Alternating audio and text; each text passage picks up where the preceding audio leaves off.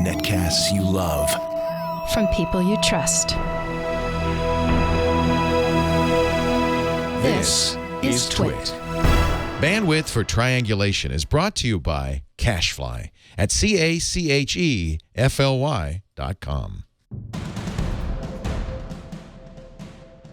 This is Triangulation, episode 227, recorded Monday, November 30th, 2015. Adblocking. Triangulation is brought to you by Wealthfront. Wealthfront is a low-cost, automated investment service that is the most sophisticated way for you to invest your money. Whether you've got millions or you're just starting out, visit wealthfront.com/triangulation to sign up and get your free personalized investment portfolio. That's wealthfront.com/triangulation. And by Epson's new EcoTank printers. With Epson's line of Super Tank all-in-one printers, you can print thousands of documents without running out of ink. EcoTank is loaded and ready to print when you are. Visit epson.com/ecotank to find out more. And by Igloo Software. Igloo is an intranet you'll actually like. Use blogs, calendars, file sharing, forums, task management, and wikis to work better together with your teams. Sign up now and try it for free at igloosoftware.com/twit.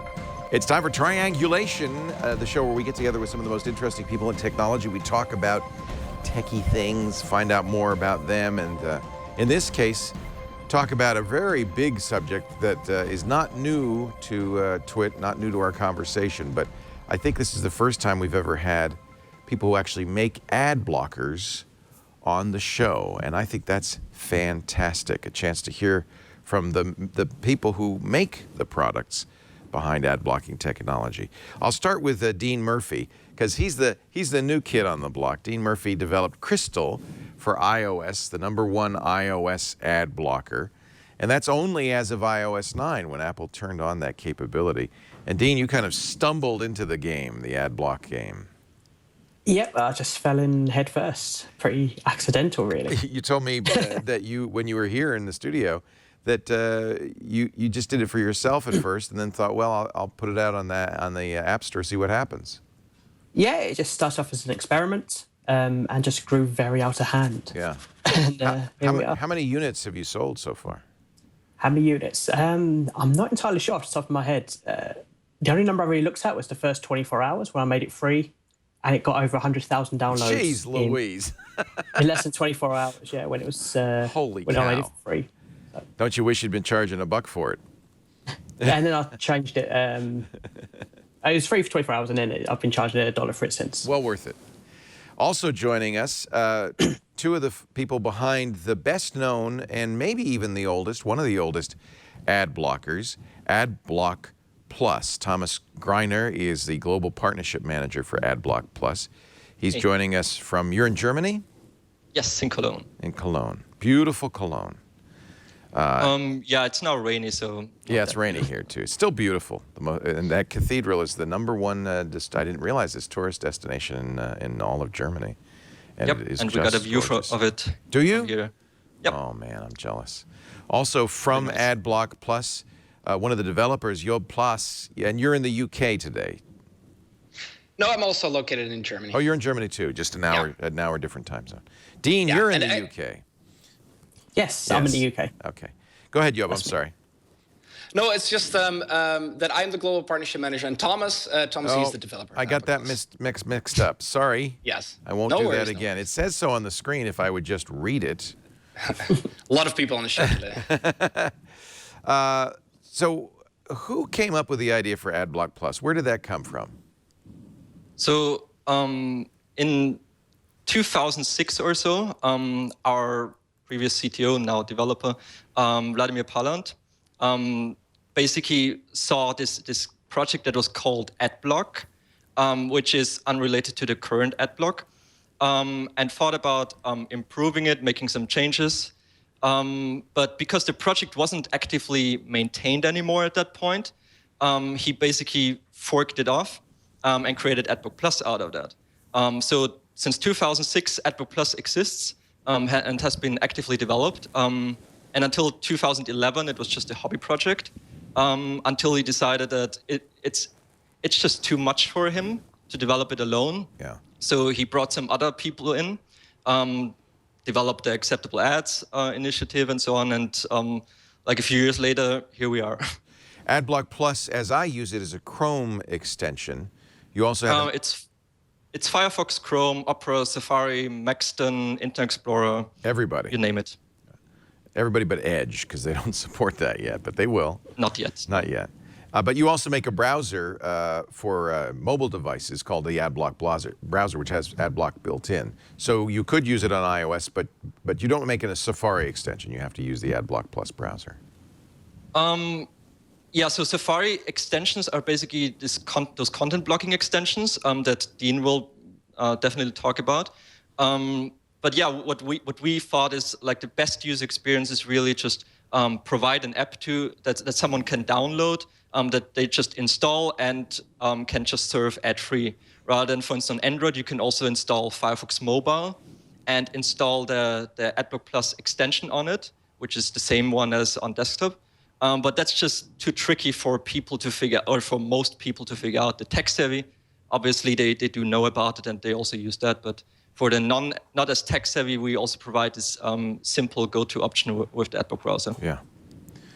So I'm interested that Adblock began so long ago, because really, for most of the world, all the attention to ad blocking occurred only recently. Partly because of Apple adding it to iOS 9, but even before then, in the last year or so, as ads got more and more intrusive, more and more annoying, people became more interested in ad block technology. And yet, you go back a lot farther than that. Is it your sense that ads are getting worse, Job, or is this just people are becoming more aware of it? Oh, I think ads are first of all definitely getting worse. I think the kind of like innovation that we've seen over the last years has only been to annoy the user more, to get like more annoying ads into their browser. So I think they're definitely got more annoying over time. However, I think people always have been annoyed with ads, also like in 2006 already. And yeah, people really wanted to take control of their browser, and that's why they install Adblock Plus. So when we talked, and I wish we had been able to do this while you guys were in town, because you were here. In fact, we met because you came with unannounced to a Twit taping, and I was thrilled to find out you were there after the show. If I'd known, I would have made it a different kind of show. But when we talked, I proposed 3 reasons why people might use an ad blocker, and I'm wondering if this matches your experience. One is, of course, because ads are intrusive, annoying, and there's just some people who say, I don't want ads of any kind, period. I don't like marketing messages and I don't want to see them. There's also a group of people who say, well, it also is degrading browser performance. It's adding, in some cases, hundreds of megabytes to the download of a page. Pop-ups sometimes obscure the page. And it's annoying. It's not that I hate all ads, I just hate annoying ads. And the third group, and also quite reasonably, is worried about security, especially with flash ads and ads that use JavaScript and can inject malware into your machine through vulnerabilities in the machine or the browser. Those are 3, I think, of the big reasons for ad blocking. Are there others that you know of? Anybody?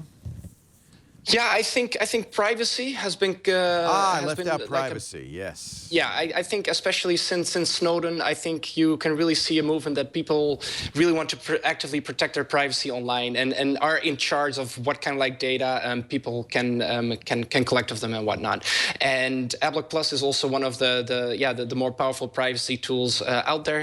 We have so Adblock Plus works based on filter lists, so it comes with like one ad blocking list by default.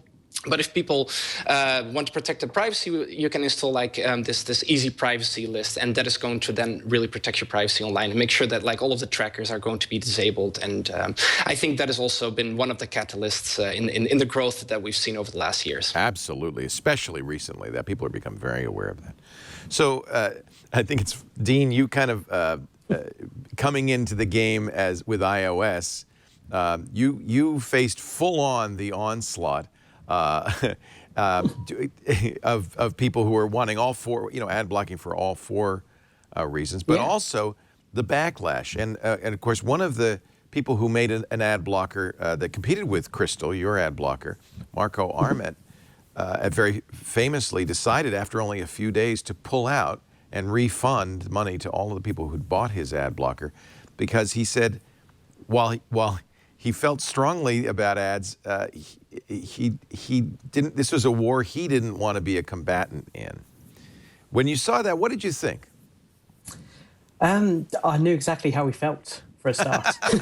Yeah. Being one of the top ad blockers, and getting a lot of press as well. It's a lot of attention that you're not used to, or me especially, I'm not used to, but Marco as well. And I don't think he wanted to, put that effort in. Like, it was just it sounded like more of a side project for him, because he mainly works on his podcast and his podcast app. Yeah, Overcast. So I don't think he wanted to put the effort and the fight in to fix ads. That wasn't something that he was that passionate about. He was just, which is something that I'm looking to, which is why I'm continuing on with Crystal, and why I think a lot of other content blocker developers are moving forward too. Why did you decide to be a combatant?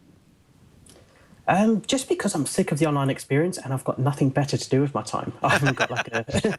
there's a serious answer. I haven't got like a podcast app, and with You found a good living too, I'm sure, doing this. Yeah, I mean, with Crystal, I've been able to quit my job and work on it full time, which is absolutely brilliant.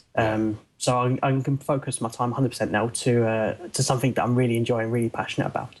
Well, I want to direct to all three of you then the challenge that people like me raise with ad blockers, which is, in fact, I think part of the reason Marco got out of this, because, Marco was blocking ads on his own site, marco.org, blocking ads on his friend's site during Fireball.net, John Gruber's site, and realized that ad blockers are kind of a blunt weapon, and also was, I think, sensitive to the concerns of a lot of, especially small sites, but all sites of all kind, that rely on advertisement to support. We're ad supported on Twit, and there almost seems to be an ethical issue here. If you are consuming the content but not paying for it but with your attention on the ads, not with money, but with your attention on the ads, then some people have even likened it to stealing, shoplifting, walking into a store and taking a candy bar and saying, hey, I'm not going to pay you for this. So I want to open this to all three of you, because I'm sure that, you've thought a lot about this morally. Why don't I start with you, Thomas? Sure.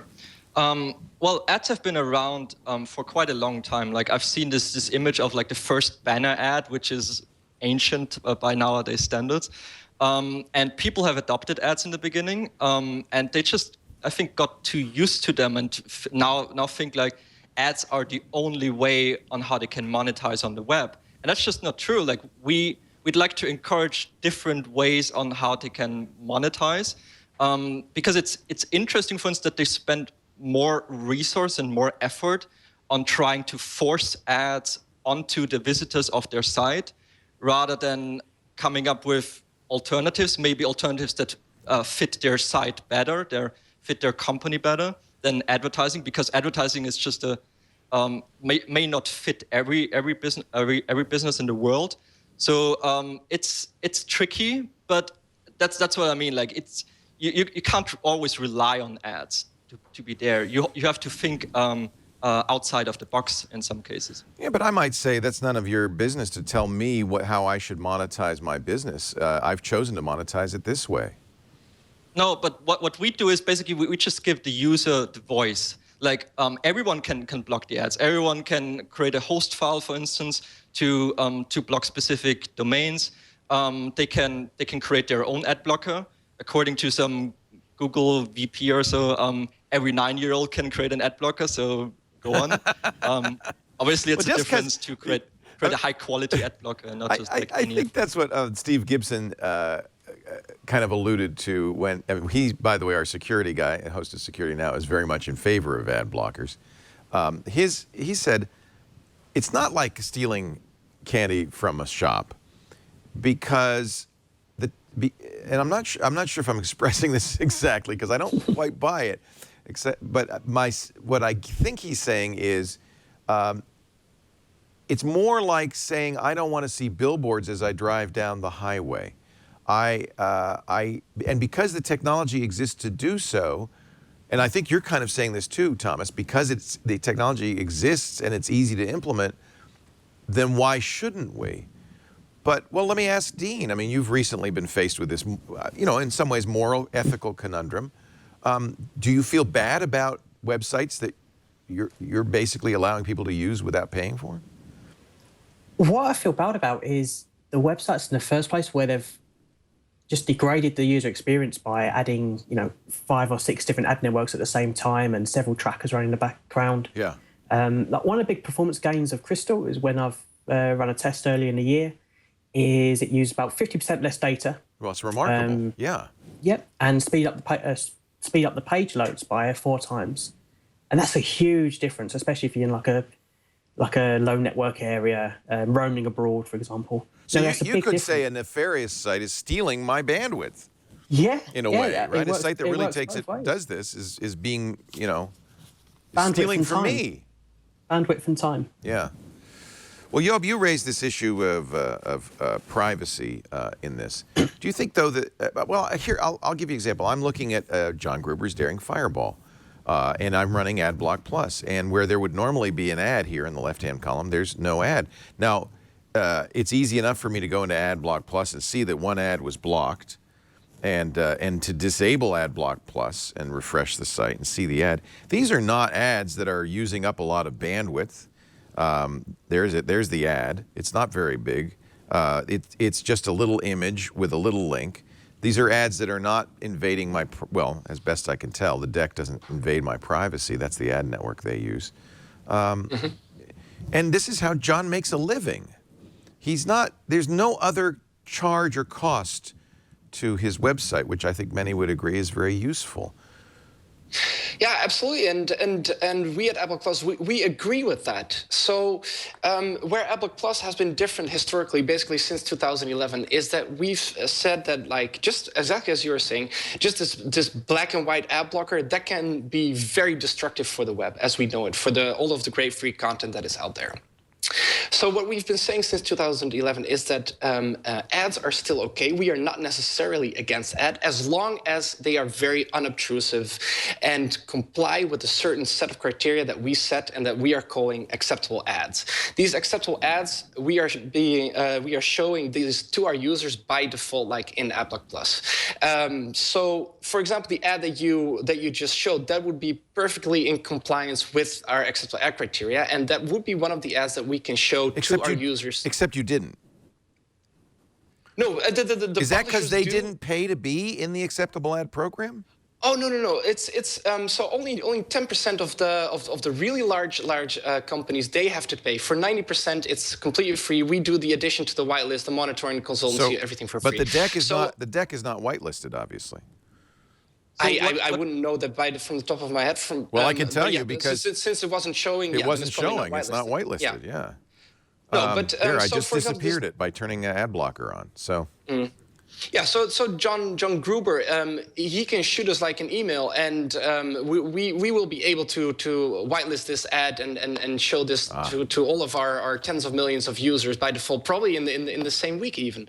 And that is exactly this kind of like balance that we try to strike with Adblock Plus, with still allowing publishers to monetize on the one hand, but still significantly increasing the user experience for users that have opted out of traditional forms of advertising, online advertising.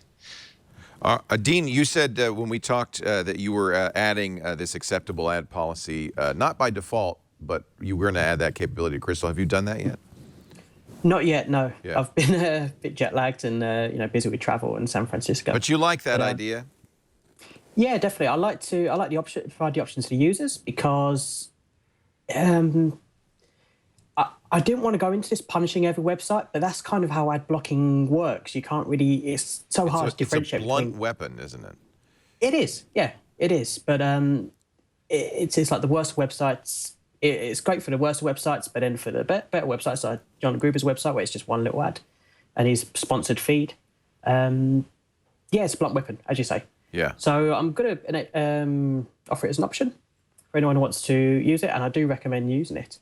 Yeah, I want to get more into this. We're going to take a break. I want to get more into this this idea of what is an acceptable ad, how do you get into this, and why big companies are paying. This is such a great time to do this, and I'm really glad. I wish, in fact, that we'd been able to talk to you sooner, because I called it Adblockalypse and the end of the world for ad-supported media. It turns out it hasn't been, and in fact, I think maybe, Thomas, your utopian idea that maybe this would make advertisers behave better might actually be coming true. We'll talk about that in just a bit. We're so glad to have you with us. Job Plas, who is Global Partnership Manager at Adblock Plus, Thomas Greiner, who's a developer at Adblock Plus, and Dean Murphy, who has his own ad blocker, Crystal, which is one of the top, if not, is it the top right now, #1 ad blocker on the iOS store? I would probably say it's the most downloaded, if not within the top 3, easily. Yeah, very popular. Part of the reason is because of the benchmarks. I think you posted on your blog where you could really see. That's what got me interested. I said, wow, these sites load 3 times faster and they're half as big. That's pretty dramatic. We'll talk more in just a little bit. I also want to encourage you in the chat room. I know we have a lot of people watching in the chat room who have a lot of interest in this. We have, debated this back and forth with our viewers in the chat room, with our hosts. I have mixed feelings about this as an ad-supported network. In fact, if I were self-serving, I would be promoting ad blocking, because ad blocking doesn't block ads in podcasts yet. It blocks ads on web pages and on YouTube. And if I really were like Machiavellian, I would say, oh, good, because those advertisers will have to come to us, and we're going to make more money. But I really also am very sympathetic to the plight of people who want to do, and I'll talk about why we want to do free ad-supported media, why that's a good thing. All of that coming up in just a bit. But let me do an ad first. Now, if you guys want to you do have the technology, just put your fingers in your ears. You don't have to take your headphones off, and you don't have to listen. It's kind of weird doing an ad in the show about ad blocking. Our show today brought to you, but see, we pick ads for products that we use, we love. I don't use this one. This is one of the few products I don't use that I advertise, and it's only because I can't. Federal law, the SEC, prohibits me from using Wealthfront. There's a rule against doing endorsements, customer endorsements for financial investment products. So when we started doing this, Wealthfront said, by the way, Leo, you can't open an account. Now I wish I could. Some of the other folks at Twit have, and I know many of you have. Wealthfront is exactly what you're looking for if you're putting money aside for the long term, for the long haul. Now, you got to have savings for retirement, for that rainy day fund. You should be putting money aside if you want to buy a house for the down payment. Maybe college for the kids, college for yourself. But if you're putting money aside for long term, what are you doing to make it grow? Because inflation is slowly eating away at it. Are you putting it in a savings account? What kind of interest are you getting? Not much. The best thing you could possibly do, I guess, would be to invest in the stock market, but that means you got to pay attention. If you're buying equities or real estate trusts or anything like that, you got to monitor it every few months. You got to rebalance. You can't just ignore it.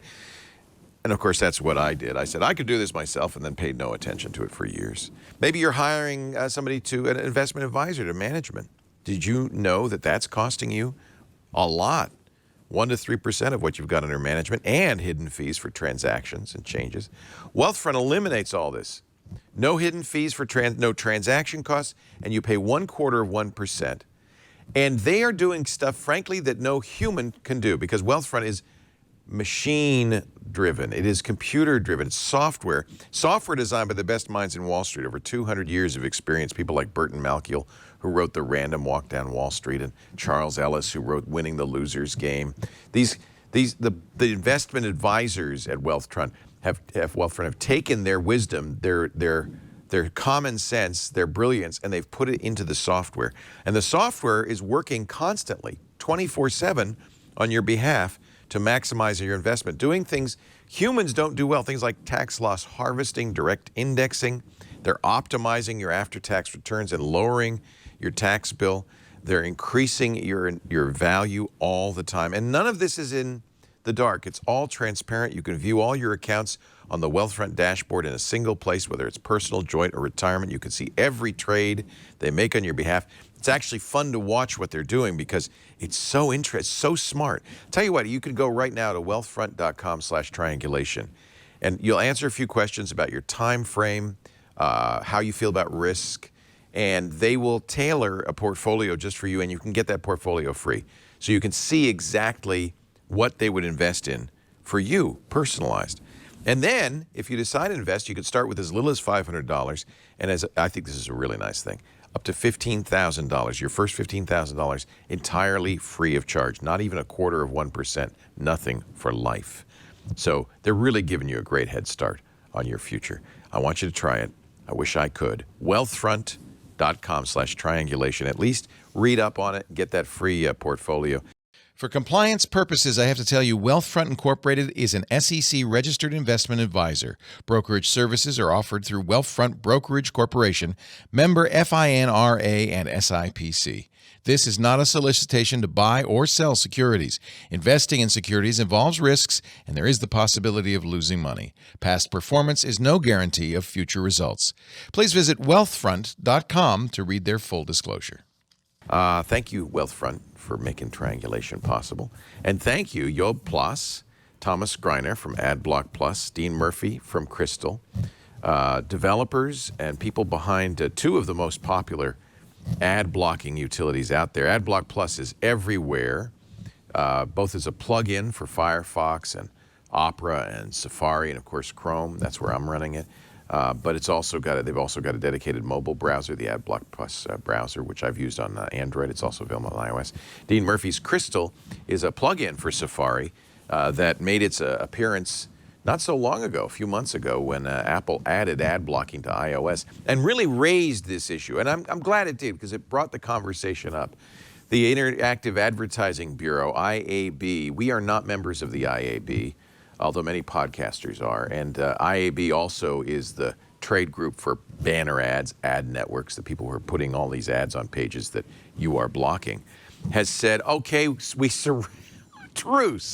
surrender. Yes, we went too far. Some of our members went too far with obnoxious ads, and they've proposed a kind of a new standard. What do you think of that, Thomas? Is that something that makes sense? Is that something that you think is a good step forward? I think any kind of movement in that direction from advertisers, publishers, any kind of stakeholder on the web is a good thing, even if it's a very small one, or even if people interpret some evil stuff into it because of how it's phrased or so. Because that's what we haven't seen in the last 5 years or so since we really started doing that. Because there's always people who say, yeah, you can't do that. I'm right, you're wrong, basically. But now that we actually see like people discussing it, we see people working on solutions for the problem, whether they name the problem advertising on the web or ad blocking. It's up to them, obviously.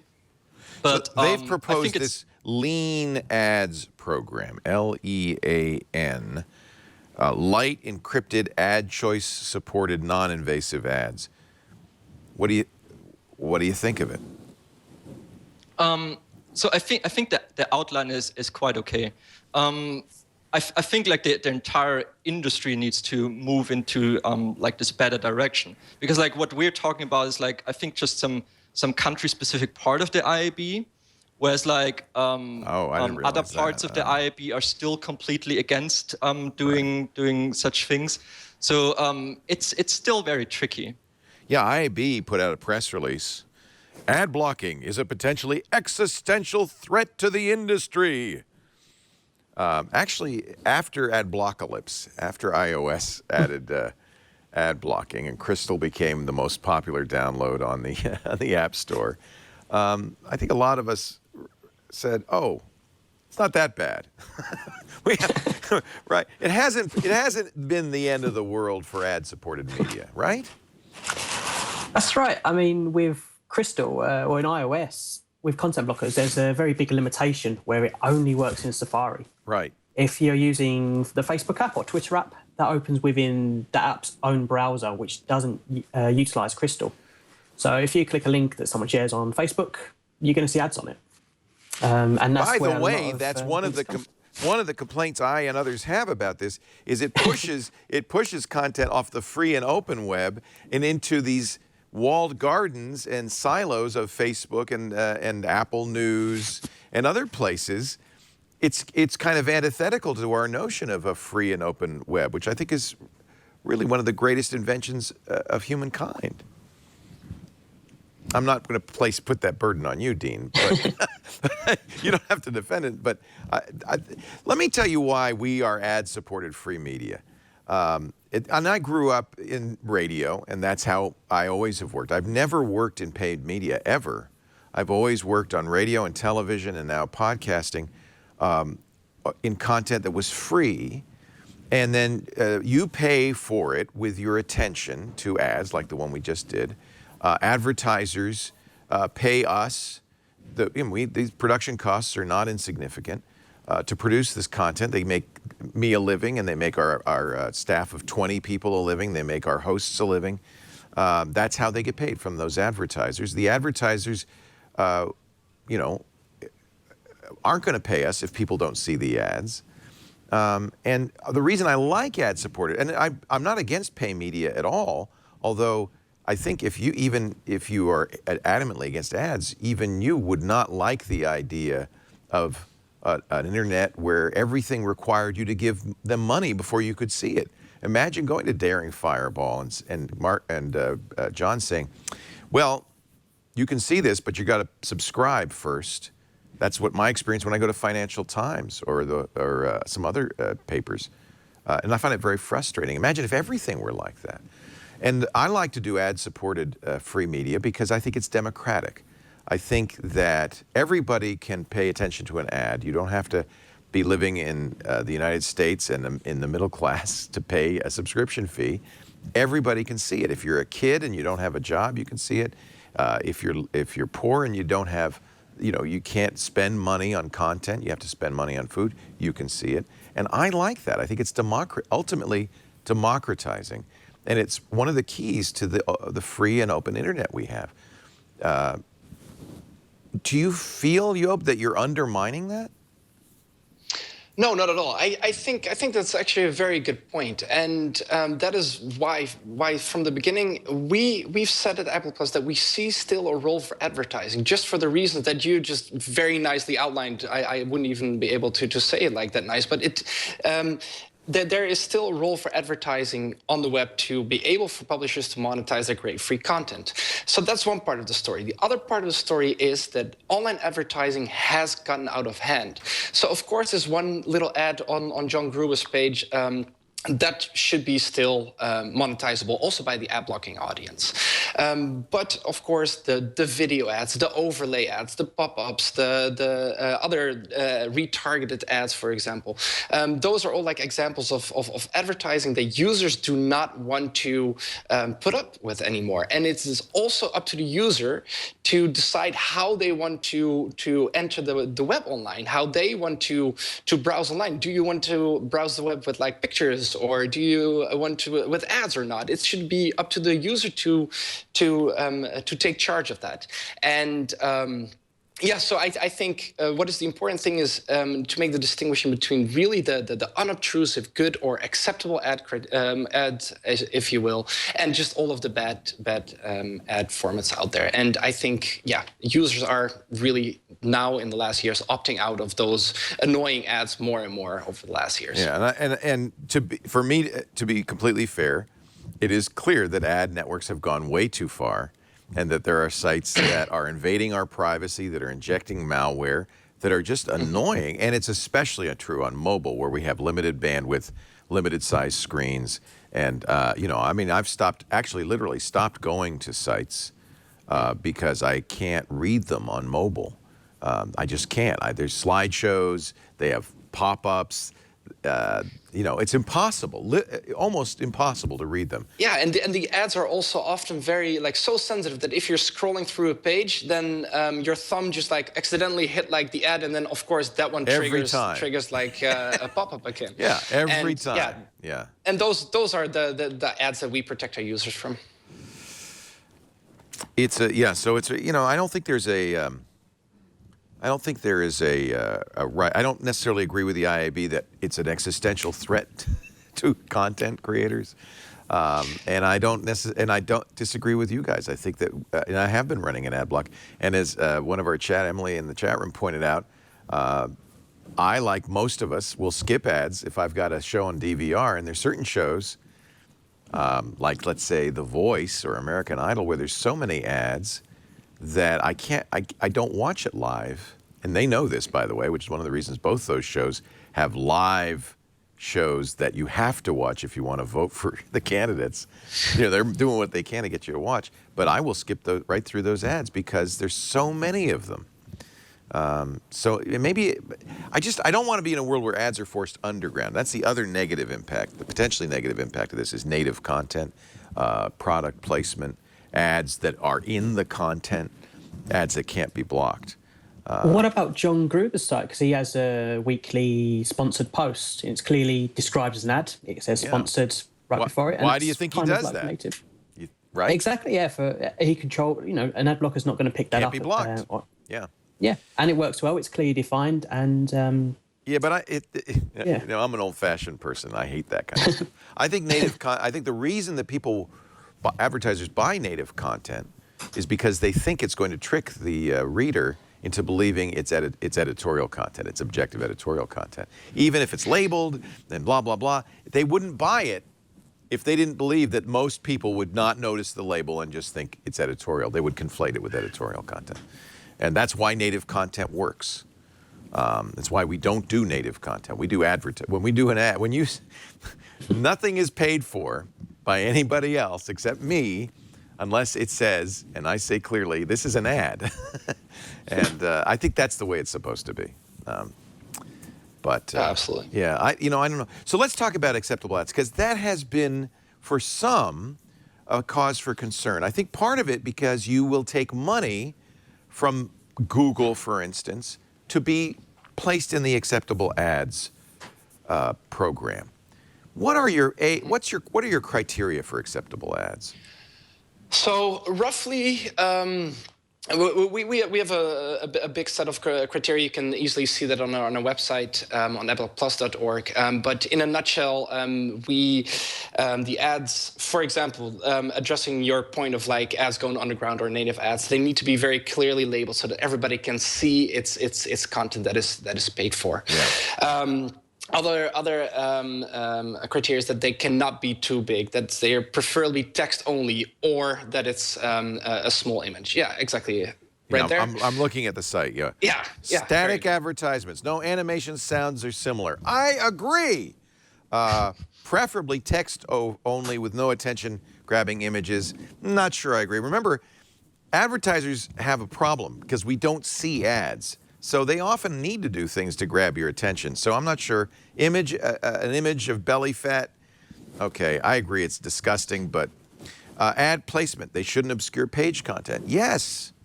They should not be placed in the middle of the content. You're reading an article and there's a big old ad. It happens all the time.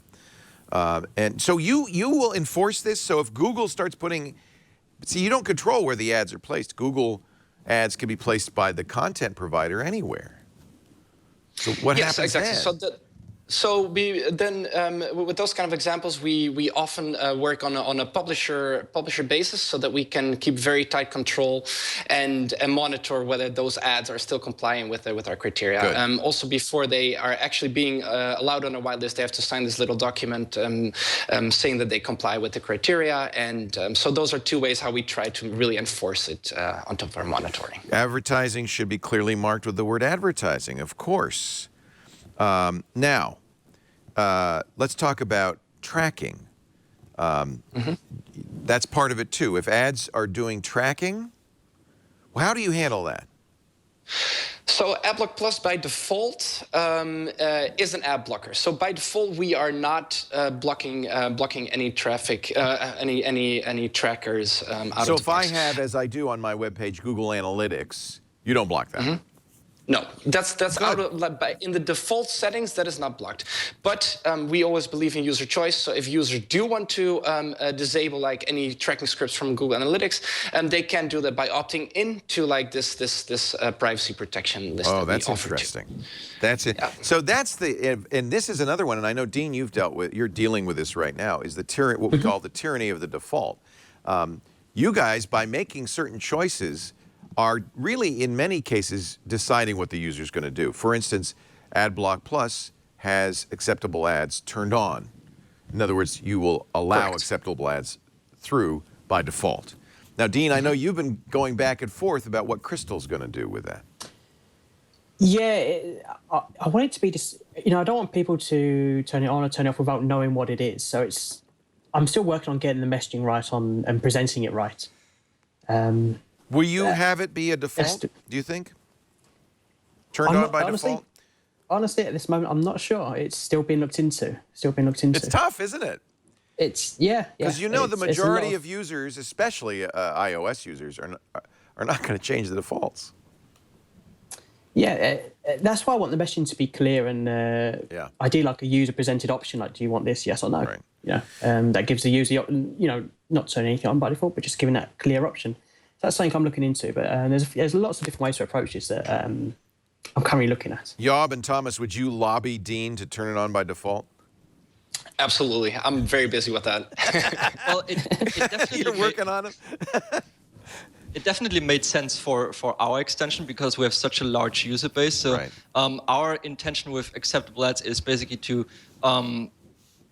get advertisers really to accept this notion of having ads that people accept, that our users accept. So users which have intentionally downloaded an ad blocker to block out those annoying ads.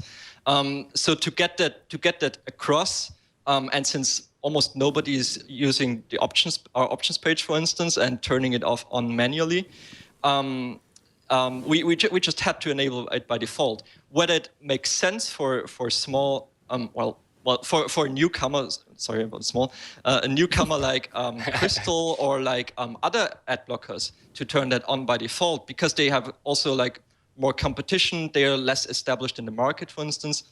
I think that's up to them, but I would encourage them to do that, just because that's really showing the ad industry a signal of like, here are ads that people actually accept. If they don't accept it, it should be very easy, obviously, to turn that feature off again. So they should be aware of how they can turn it off. It should be very well communicated. So if they really don't like those acceptable ads either, then they will opt out of those as well. There's a lawsuit. Axel Springer now in Germany is suing. Who are they suing? One of the iOS blockers. Not you, Dean, right? Not me, not yet. That must have scared the hell out of you when they saw that. Saying you're putting us out of business. In fact, I know you, Thomas and Job, are no stranger to this. You were sued by two big publishers, Die Zeit and Handelsblatt in Germany, saying that Adblock Plus was anti-competitive and threatened their ability to make money. This is back in the spring. What happened? Well, we were also sued by Axel Springer, but so far, we had those 3, maybe a 4th court cases that we won all of them so far. So like every one of them attacked us on a different basis, like copyright, like anything that you can imagine, basically. And all of those attempts have failed so far because everyone agrees that ad blocking is a user's choice. We didn't trick some visitor, some guy into like downloading an ad blocker or so. So they made that intentional choice to download ad blockers and also allow that ad blocker to make the choice for them what to block or not. And if they disagree with the choice, then they can simply uninstall the ad blocker, obviously, or replace it with a different one. And that's I think the foundation of the entire concept. That like the notion of an ad blocker is legal. So far, it looks like that in Germany because we won all of the court cases here. And also that our acceptable ads initiative is legal. So I think that is also an interesting key point here to mention. You have been accused, though, of, well, in the Financial Times of February said that a media company, which didn't name, had been asked to give you 30% of the extra revenues by having the ads unblocked. What's your response to that? Yeah, I think that's kind of like or kind of like base rate that we usually ask for of companies that we qualify as large. So as I said, currently we of all of the companies and publishers on our website on our whitelist. 90% we do everything for free, but in order to make Adblock Plus and our company sustainable, we are asking the 10% largest companies to make sure that we're becoming like a sustainable. So is that your only source of revenue? Yes, we also get like a few donations. So some because people are really happy with Adblock Plus and what it does for them. So we also get like donations, but it's free. But it's a free product. Yeah, it's free. And and is it so you say to, let's say Google or whoever, if you want to be in the acceptable ads program, do you insist that they follow the acceptable ads guidelines? Oh yeah, absolutely. Yeah. Of course, we often get like the question from big publishers, big ad networks, from like, hey, but what about this great video ad or this overlay? Can't you make like this one exception and show that too? That's the easiest answer for us is always just like, no, absolutely not. Everybody, whether you're like a big search engine or you're a very small blog based out of Russia or the Netherlands or something, everybody has to stick to those criteria because we have like a responsibility to ensure that the browsing experience of our users with Adblock Plus is going to be great. So we have to be very strict of make sure that every ad on our whitelist is complying with our criteria. And you say to them, if you're in the top 10%, and that's in terms of revenue or number of ads served, is it revenue? Blocked ad impressions. Ah, that's a number you know. So if you're in the top 10% of the ad impressions that we have blocked, you must give us 30% of the revenue you would make for us unblocking. Is that roughly the deal? Okay. Yeah, roughly that's correct. So it's basically yeah, Thomas? Sorry, it's a bit more complicated than that. So basically, or simple in some other way. Basically, with this 10% that we mentioned is 10% of the companies or websites currently on the whitelist are paying. So not the upper 10% of the websites where we block the most ads, for instance. I see. So it's really like this notion of whether someone pays or not is really all around like how much would they benefit if we unblock them at their acceptable ads. Now, Dean, do you get some of that money if you use acceptable ads in Crystal? Not currently. Once I've implemented the acceptable ads feature, I'll be getting a small share. So you would get some of that money? Yeah, I've opted to go for a very small fixed fee. So you guys at IO share some of the acceptable ads revenue with other. Do you want all ad blockers to support this? Oh yeah, absolutely. Because our vision is really to develop a new standard for unobtrusive ads in the online ecosystem, and we can only really get to that mission if we get everybody, all of the ad blockers to participate in this, so that we get the most leverage to really like trigger this innovation within the online advertising industry. Yeah. So we have been working with other ad blockers too, and we're very happy that like we see now more ad blockers that are coming with acceptable ads by default. So we're very happy to expand this initiative beyond Adblock Plus. Some of your users are so upset that they stopped using Adblock Plus and went to Adblock. What is the relationship between Adblock and Adblock Plus? You're completely separate companies. Right. We are separate companies. So Adblock Plus was the first ad blocker. Adblock was the first ad blocker on Chrome. And since a few months, we are now having a partnership also with Adblock on Chrome. So also Adblock is now coming with acceptable ads by default. Oh, interesting. So the people who fled Adblock Plus to get to Adblock to get away from acceptable ads, bad news. Now, I got to But point you out, can you can always turn it disable off, right? That's what you're about to say. Exactly. Yeah, and so really, if you don't like the acceptable ads idea, then just, is it, let me look. Is it a simple thing to turn off an Adblock Plus? I go to options. And there it already is. There it is. Allows some non-intrusive advertising below. Oh, I see. Okay, this checkbox right And at the you- bottom of the very first item in the Adblock Plus app options. And Exactly. I And can if you view the untick list that- even of the acceptable ads. These are the companies that are serving ads that you don't block, right? Amazon in many countries.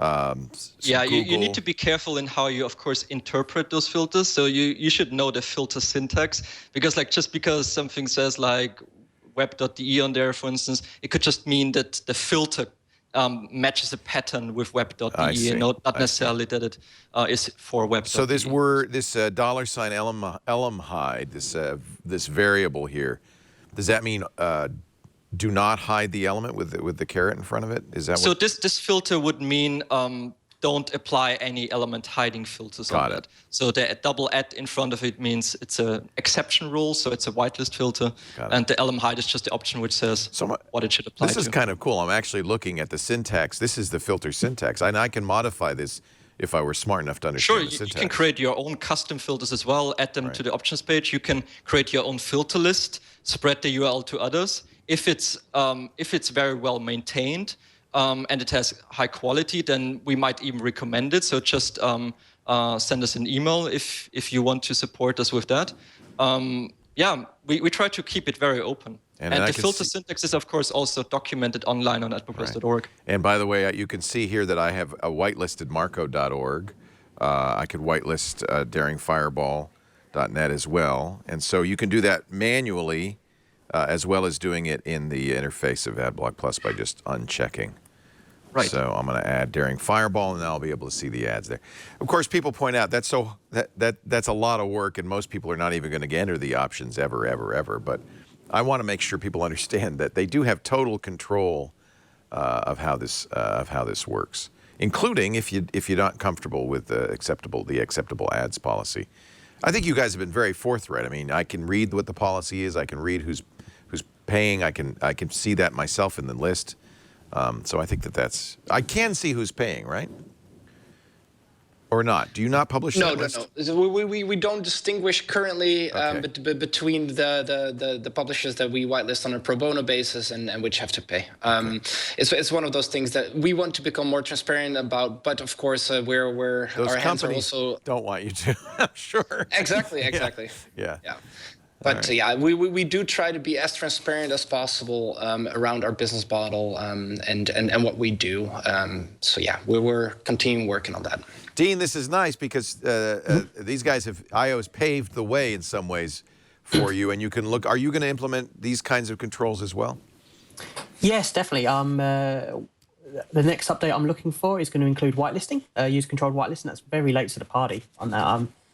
I don't know. I don't have a good excuse for that. Yeah, but I bet most users aren't pounding on your door for it, are they? No, given the amount of users there are, I've had very few requests for whitelisting. Very few people have said, "I really want this feature." In fact, I would guess most users what they really want is just block everything. I don't want to see anything, and they don't make in their minds, they don't connect that to the fact that they're also for those sites removing ad revenue for although is there evidence that this is costing sites money? I mean, do we know that this is costing sites money? Maybe not. Sites are still in business. Yeah. Taking over. You are seeing some response, and when I'm going to take a break. When we come back, we could talk about that. Some sites are saying, "I see you're running an ad blocker." Some cases they're saying you can't. Verboten, nobody comes in if you have an ad blocker. Some sites are saying, please consider turning off your ad blocker or whitelisting us. So there are various responses to this. And then there's also a little bit more nefarious response with companies trying to get around ad blockers using technology. And I'm going to ask a little bit about that, the escalating war between ad servers and ad blockers. We've got some great guests today and a great topic, and I appreciate the chat room for helping me out with this. Job Plas and Thomas Greiner are with IO. They are the two people with Adblock Plus. Dean Murphy is his own shop. He's Crystal, which is a mobile ad blocker for iOS, 99 cents, and one of the top ad blockers out there. And I'm seeing right at the top of the front of the page, statement on future integration of acceptable ads. So you're already reaching out to your users to talk about this, Dean. I think that's great. There's a lot of miscommunication about an article The Verge wrote and a few other people wrote a few months ago, or about a month or two ago.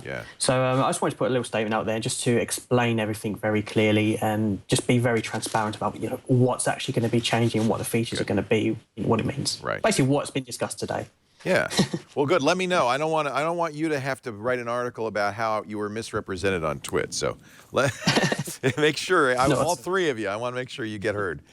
We're talking about ad blocking. We'll have more in just a bit. Our show today brought to you by Here Comes an Ad, but it's an okay ad because it's for one of my favorite companies. I love these guys, Epson. And Epson is a company. They make, of course, lots of products, including great projectors, but also the printers I've used for years, going way back to my MX80. Dot matrix printer. Of course, we've come a long way, baby. And one of the things Epson's done that I gotta applaud them, pat them on the back for, thank them for, these new EcoTank printers. No more running out of ink in the middle of a print job. EcoTank printers have tanks instead of ink cartridges. Tanks filled with ink when you buy them at the store. Like this is the ET4550 all-in-one printer, really nice printer. Comes with 11,000 pages worth of ink, 8,500 color pages, 11,000 black pages. That's about 50 ink cartridges worth in the box. And then when you run out of ink, you go out and you buy these inexpensive, low-cost refills. Who hasn't been asking for this? This is just brilliant. And of course, you're using great printers. These are the Precision Core printers that Epson introduced last year. Precision Core, an industrial technology that's now come to the consumer and small office level, where you're getting, these are 40 million drops of ink a second. These print so fast. We're talking on my Epson workforce, I think it's like about 2 or 3 seconds a page. It's just, and quiet, beautiful, they're amazing. The page comes out, crisp, laser quality black text, beautiful colors. Yes, they have photo printers too, plus auto two-sided printing, a 30-page auto document feeder, easy wireless printing from your iPhone, your Android phone, your tablet. They have a variety of printers with the EcoTank. In fact, go down to the bottom one there because I love this one. The WFR 4640 comes with 20,000 pages worth of ink in the box. This is the heavy duty, baby. You're going to love your Epson EcoTank. Visit epson.com/EcoTank today to transform the way your home, office, or your work group prints. For the best combination of ease and value, turn to the new Epson EcoTank printers. EPSON, epson.com/EcoTank. And thank you, Epson, for doing the right thing for your users and for supporting our show as well. Epson.com/EcoTank. We're talking about ad blocking. He said, coming back from an ad, which probably many of you blocked. Stop it! Job Plas is here. He's the Global Partnership Manager at Adblock Plus. Thomas Greiner, also from Adblock Plus. He's one of their developers. They're joining us from Germany. Dean Murphy's joining us from the UK. He's the developer of Crystal, which is one of the new iOS ad blockers. And we're talking about, the moral dimensions of this, the ethical dimensions of this, and it is a thorny problem. And I am just like everybody else. At the same time as I make my living via advertising, I find some web pages completely unusable because the ad tech has just gotten so out of control. We at the beginning of the show talked about now 4 reasons people don't want ads. Some people just don't want ads. Period. They don't like ads. They don't care. Some people say, well, I just don't want obtrusive ads. I don't want ads that are in my face because they get in the way of my browsing, but I can accept some kinds of ads as a way to pay content provider. Some people are very worried about security. That's a newer concern because, unfortunately, with the use of Flash and other technologies, ads can be a security problem. And finally, and thank you to Job for reminding me, a lot of people nowadays are worried about tracking and privacy and feel like advertisements are snooping on them. Ad creators, ad networks have responded in a few different ways. as I mentioned, some are just saying, hey, please turn your, whitelist us. And most blockers will allow you to do that. You can do that, right, Dean and Crystal? You can whitelist or no? Soon. Very, very soon.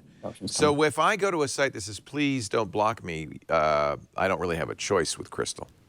Not yet. Okay. But I say very soon options coming. Yeah. Can't come soon enough. Yeah. And well, you're not alone. A lot. In fact, on iOS especially, I think iOS users in general, I think, don't want switches and options. They just want it to work.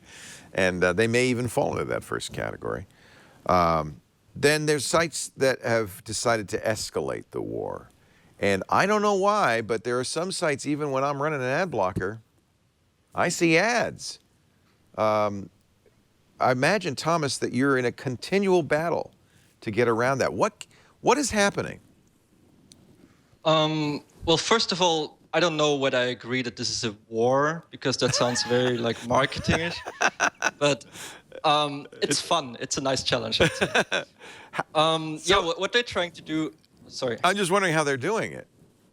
Yeah, what they're trying to do is most of them just try to disguise their ads as organic content, for instance. Those can usually be identified quite easily because, like, for instance, countries like Germany do require ads to have a label, so they can't be exactly the same as content. Right. Whereas, for instance, in China, that's maybe a bit trickier. But yeah, I mean, in the end, it's all about like who has the upper hand in the battle. And the thing is, we are, as a browser extension, we are part of the browser. So whatever capabilities the browser gives us, we will of course use. So for instance, currently our script is being in Chrome, for instance, our script is being executed as the first thing before any website script. Right. So that allows us to avoid those kind of circumvention techniques in some way. So we're constantly working on ways that are generic enough and not impacting the performance too much to get around those circumventions. Whereas, for instance, smaller ad blockers can implement those kind of functionalities quicker, just because if they circumvent the circumvention, then the publishers and so on usually don't care about it. But as soon as we do it, because we have such a large footprint, they usually care about it and then change their circumvention again. That's why it's a bit trickier for us in that case. So sometimes they're actually targeting you. Well, saying, they at least recognize it if we do it. Yeah. Because they do see it in their numbers, at least. Right. And that's usually what counts. Right. But yeah, in other browsers or other platforms, we have just better integration into the browser or more capabilities to also hide the fact that there's an ad blocker running. So those ad block detection scripts, for instance, could then be avoided. But we're in constant talks with browser makers and also other parties to be able to create a great implementation there to circumvent the circumventions. If I, let's say I had a website and I didn't use an ad network, I didn't serve the ads from a third party, but I just put images on my website that were advertisements, and I reported back to, most advertisers, by the way, would not go for this, but I'd report back to the advertiser, well, you got 58,000 impressions, pay me. Would Adblock block that kind of thing if it's a first-party image? So, first of all, like, we are not creating the rules for blocking that stuff. So there's this other organization or this other loosely coupled group of people called EasyList, which provide the blocking filters. So what we do is our extension is just downloading that filter list by default. I see. So that, because otherwise it's just like a content blocker without any logic in it. Yeah. It wouldn't do anything. Right. But yeah, what EasyList, for instance, specifically does is they have a guideline for non-paid ads, kind of ads for their own content. Yeah. So those would not be blocked, but third-party ads or in general like paid content, those would be blocked. Yeah, I mean, it's almost as if, and I bet you that's how Dean began doing this for himself. You're modifying your host's file and saying, well, I don't want to get any content from these IP addresses, which I know to be ad networks. But you go beyond, but EasyList takes you beyond that. Dean, is that how you started?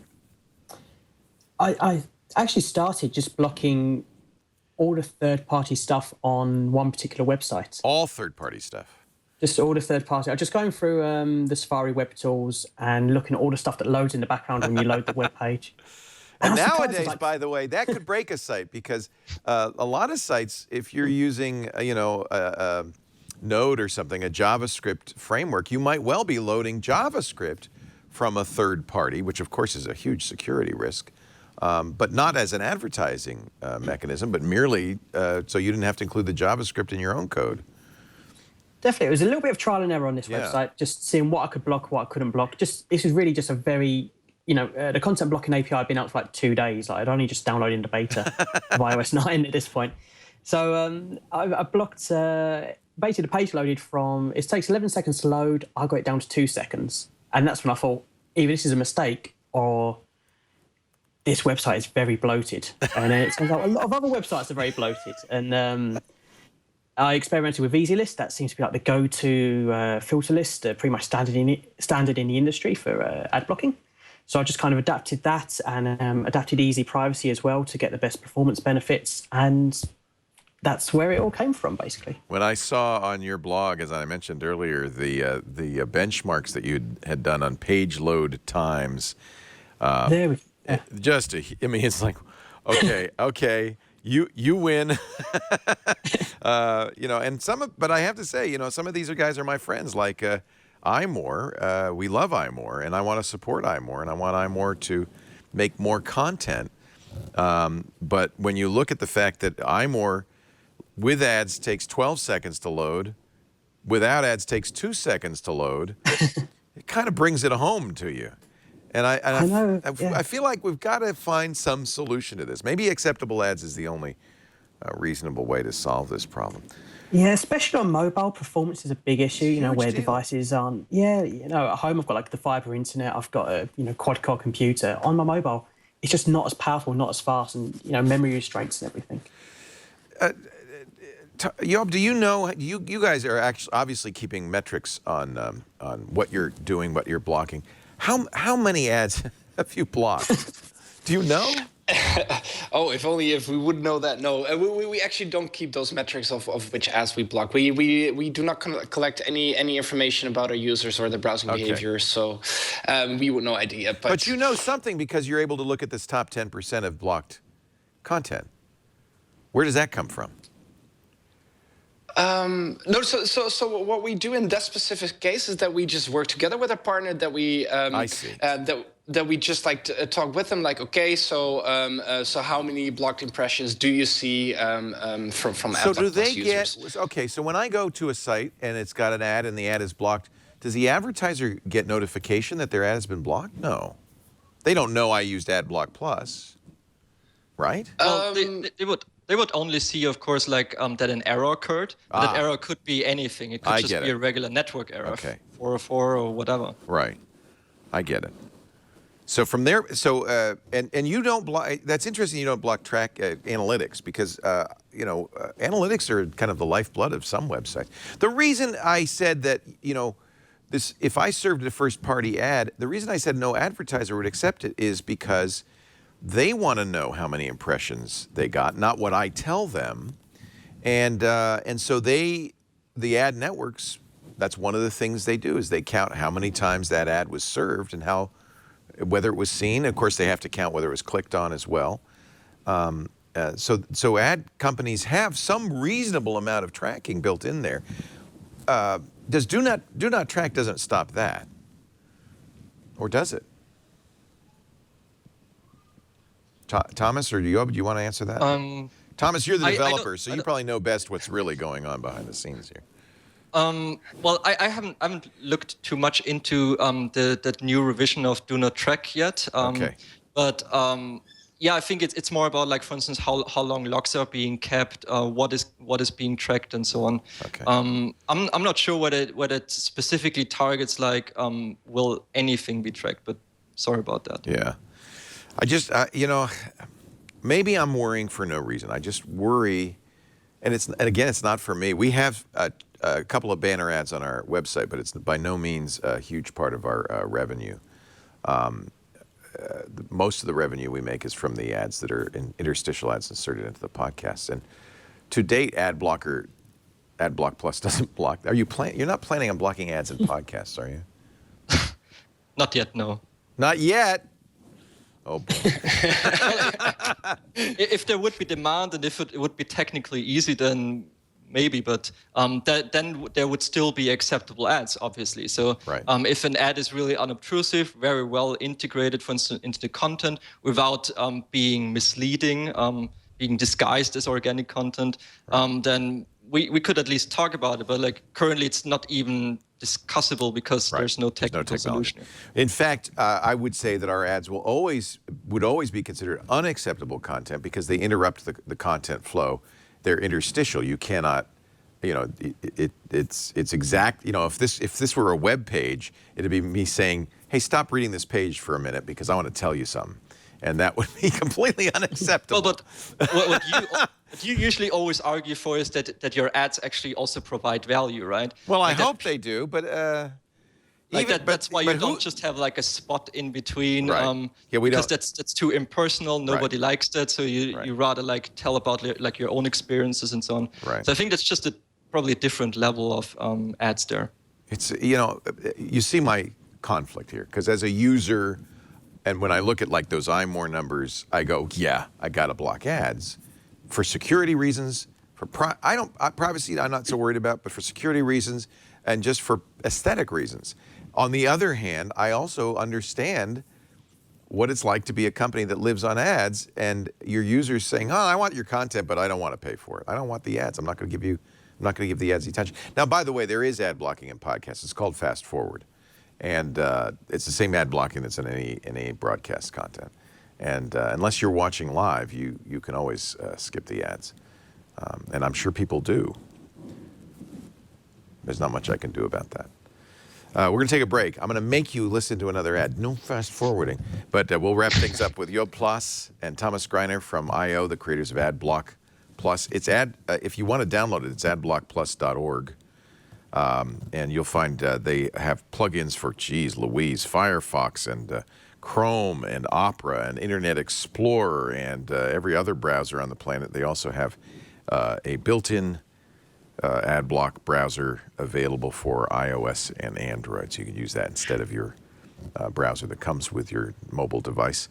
We're also talking with Dean Murphy, who is creator of his very own ad blocker that is one of the most popular on iOS. It's called Crystal, and you can find out more about that by going to the App Store or going to the Crystal website, which is it Crystal? Crystalapp.co. crystalapp.co, but I imagine most people just look for Crystal. By the way, it's a little weird on iOS because the setting in Safari to turn on ad blocking doesn't appear unless you have an ad blocker installed. So the first thing to do is go to the App Store, get Crystal, download it, and then you have to go into your settings and go into Safari, and then you'll see now a switch that says Enable Content Blocking. You can turn that on, and Crystal will be working.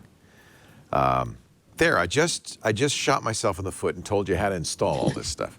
Our show today brought to you by Igloo Software. Many businesses, especially big businesses, we have even in intranet, a private website where employees can share files, collaborate on documents, can find out what's going on with blog updates, can coordinate calendars and manage projects.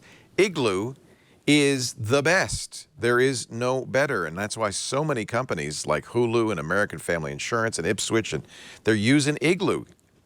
For one thing, you get full access for one price to their entire suite of tools, and man, is there a great tool set. Everything is social with comments and like buttons. Anyone can add content. Of course, you have control of that. You've got permissions. With drag and drop widgets, a WYSIWYG editor, it's responsive design, so you don't have a separate intranet for mobile. It all looks great on your desk or on your phone. You can, if you're stuck using SharePoint or you're a fast-growing business just overwhelmed by all the different tools, you can now create an intranet that matches your brand's look and feel, simplifies how you work, is accessible everywhere, has complete authentication control and identity services, So you make sure that, of course, only the authorized users can access it in the private cloud on SSL with 256-bit encryption. Igloo, as low as $3 per user per month. They also have volume pricing. Government agencies use it too. That'll give you some idea that it really is the best out there. igloosoftware.com/twit to try it for free. In fact, if you're a small business, you'll like this because you can set it up for 10 people absolutely free forever. So if you're just getting started or you want to try it, igloosoftware.com/twit. This is really changing the way businesses work for the better. Igloo Software, IGLOO software.com/twit. We're talking about ad blocking, a contentious subject to say the least, although the writing's on the wall. There's not one of our viewers who doesn't agree, and that ad blocking is the only way to go. In fact, most of them use some form of ad blocker. More people use Adblock Plus probably than any other. And of course, if you're on iOS, Crystal is one of the most popular as well. I think this has been productive, and it's been challenging. Have I misstated anything? Is there anything you guys want to add, Job and Thomas? Anything you want to add? I don't want Dean to have to write a blog post saying Leo got it all wrong. No, but maybe just like a small plug there. Like Adblock Plus is open source, so anyone who thinks like that we're doing something wrong or so can of course contribute to it and make it better. Or if they feel like that the performance sucks, for instance, feel free to join us in developing it. So do you have contributors who don't work for I/O? Yeah, there are a couple of them. Yeah, that's nice. Not like constant contributors, but like now and then, like people contribute something, and we do encourage that, obviously. Are you on GitHub? Where can people see the source? We are obviously on hg.adblockplus.org. That's where you can get our Mercurial repositories. It's Mercurial, but we also have a github.com. We have a couple of repositories on there. So whichever you prefer, either Git or Mercurial. And if you click the contribute link at adblockplus.org, you'll see, among other things, you can contribute code. Right. And one of the contributions people can make is translating it into other languages. How many languages are you in now? Lots. Like 60 or so. Wow. What country? Is Germany the #1 ad blocking country? I think it is. Yeah. I saw somewhere 41% of all users in Germany have an ad blocker running. Is that even possible? Yeah, no, that's actually correct. Of the total online population, 40% has an ad blocker installed. So it's in Germany. It's huge. No wonder Axel Springer's suing you. This has got to be hurting their bottom line a little bit. Yeah, absolutely. Of course, as one of the more old-fashioned is not the right word, but like older publishing houses out there that have seen their paper business just decline since over the last decades. Now on top of that, they are struggling with their online monetization because of this asshole ad blockers out there. So we understand that there's a lot of frustration there, and yeah. And of course, if you're on iOS, Crystal is a great choice, and you can find that. Thank you, Dean, for making that possible. Have I represented everything properly here? I think you've just asked the questions. We've given the answers. It's up to us to represent ourselves. So. Yeah, I'm not trying to put words in your mouth. And you know, as you can tell, I'm sympathetic. At the same time, it's challenging, and I don't. Let me ask all three of you: are all ads bad? No. No. Even Dean, even you would say that. Yeah. Even me. They're not all bad. And if people's privacy could be protected, their security could be protected, and ads could merely be informative and useful and non-obtrusive, they'd be okay. Yeah. Yeah. Right. So it really then the responsibility then is on the frankly on the back of the publishers and the ad networks, the IAB and the IAB to live up to that, to what the people they're advertising to. I guess they're not users, they're customers. What their customers expect and want, and I think I hate to. In some ways, you're holding the ads hostage. You're holding the advertisers hostage, saying, well, if you want to, but I think it's not unreasonable to say, as a user, if you want to reach me, don't insult me, don't annoy me, don't track me, and whatever you do, don't infect me, and I'll see your ad. I'll accept your ad. I don't think that's an unreasonable point of view. Yeah, and to the point, Doc Searles, you're probably familiar with him. Love Doc. Yeah, so he said about Adblocking, it's the biggest boycott we've seen in human history. So I think that is also very important for basically all stakeholders on the web to understand that if ads didn't suck, we would not be here. We would not be having this conversation with you right now.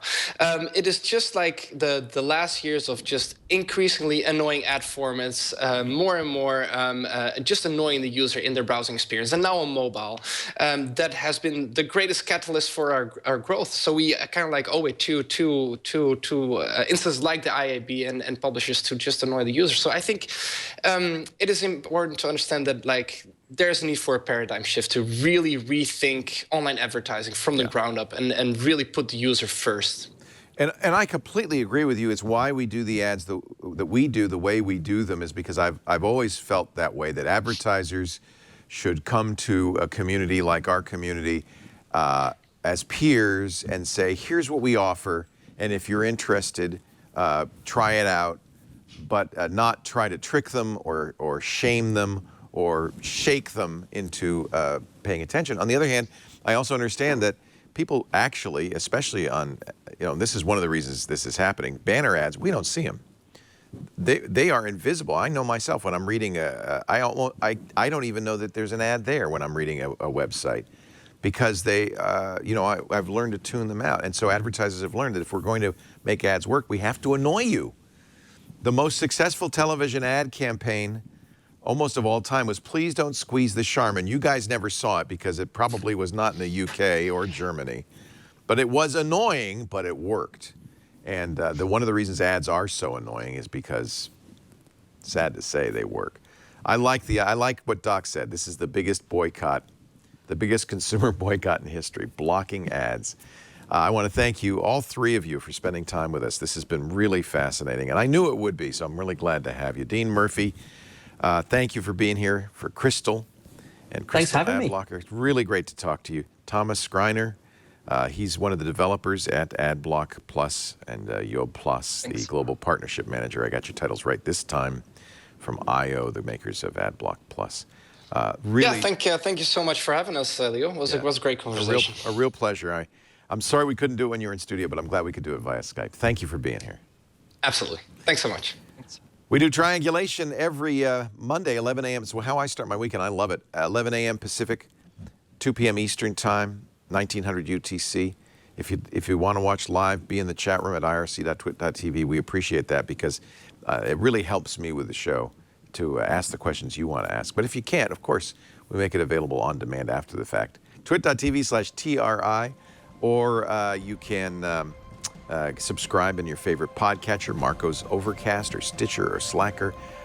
We're on Apple TV, thanks to our independent developers. We're on Roku. We're everywhere. Please subscribe. Please watch every week.